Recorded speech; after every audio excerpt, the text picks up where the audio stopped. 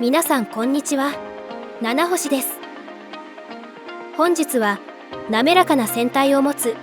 ちょっとセレブな万能型コルベットを作ってみたのでご紹介します。先日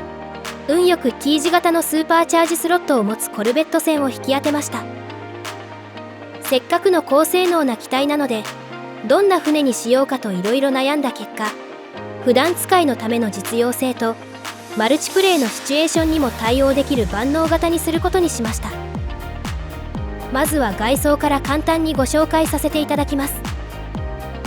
滑らかな流線形の船体は主にタービンエアロフォイルとアルカディアウィングモジュールを使用して製作しています。スナップグリッジを随所に使い、パーツ同士を重ね合わせながら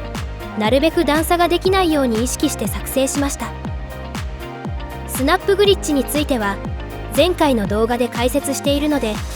まだ見ていない方はそちらの動画もご覧ください。すっきりとしたフォルムのおかげで船上に出た時の視界も動き回った時の安全性も良好です。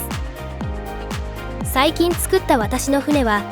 船の上を動き回ると場所によっては不意に落下してしまい、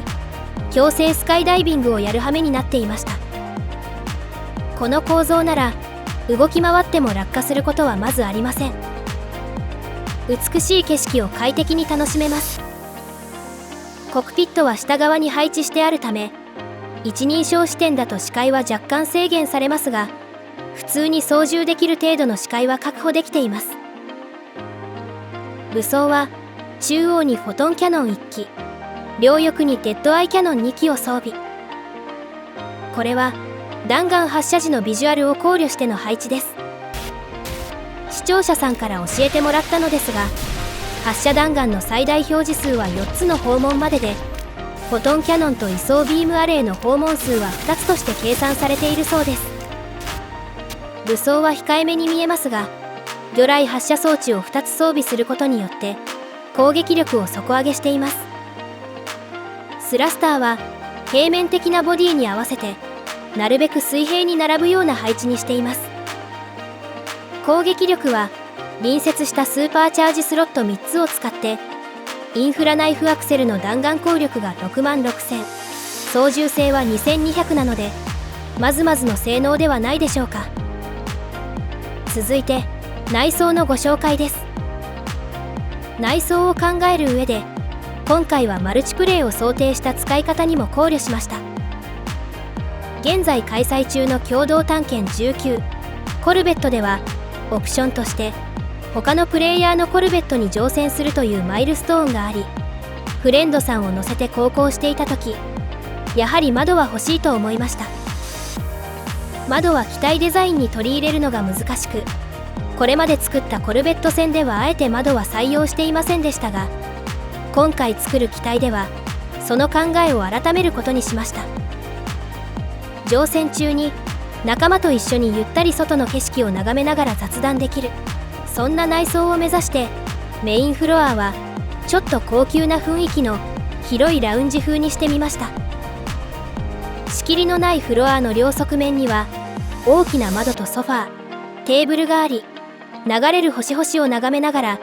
旅の計画や思い出を語り合えます。バーカウンターではゲックのバーテンダーが自慢のカクテルを振る舞ってくれます。コックピットに続く通路にはミッションレーダーとキッチンを完備。今回はパンを焼いてみました。2階は保管庫とクルーの休憩室となっています。保管庫は7つ設置してあり、アイテムの整理、出し入れはある程度はこの船の中で完結できます。充実した設備の割にはコンパクトで使い勝手の良い機体サイズとデザイン、フレンドと快適に過ごせる船内、そして普段使いもできる高い機体性能、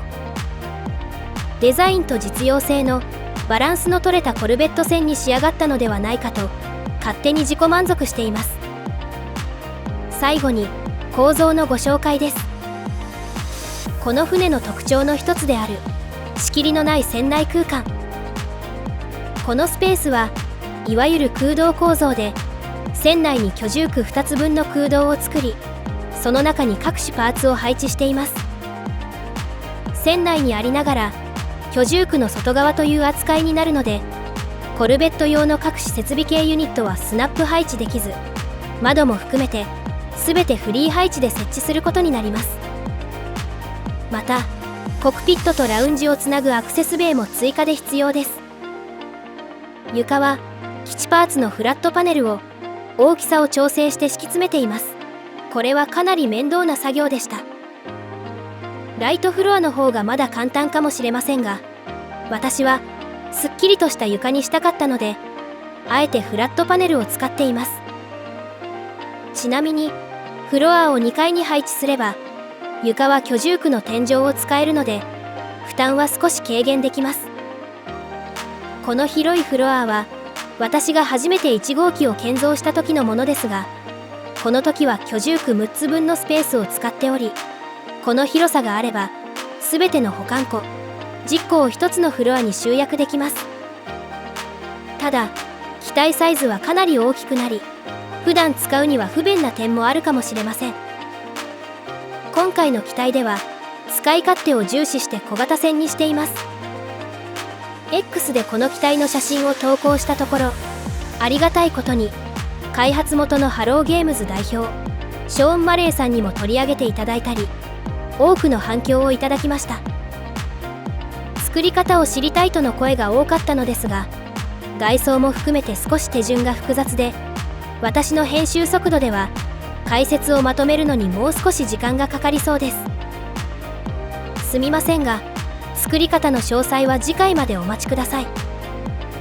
いかがでしたか？個人的な考えですが、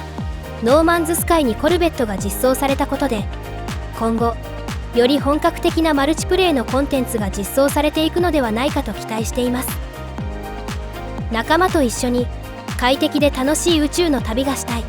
そんなあなたの宇宙船ビルドのヒントになっていれば幸いです。これで今回の動画は以上となります。もしよければ高評価、チャンネル登録をしてもらえると嬉しいです。それでは良い宇宙の旅を。